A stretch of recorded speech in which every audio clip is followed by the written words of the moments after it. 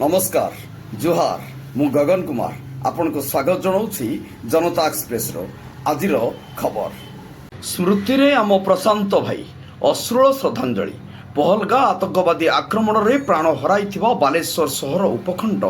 सारगाँ पंचायत ईशाणी ग्राम निवासी श्री प्रशांत शतपथी एकादश उपलक्षे आयोजित शोकसभा जोगदेले उपमुख्यमंत्री प्रभाती परिड़ा, बस्ता विधायिका सुभाषिनी जेना, रमुणा विधायक गोविंद चंद्र दास, नीलगिरी विधायक संतोष खटुआ, सदर विधायक मानस दत्त, जिलापाल बालेश्वर, आरक्षी अध्यक्ष स्वर्गत आत्मा उद्देश्य श्रद्धांजलि अर्पण करिसेंती।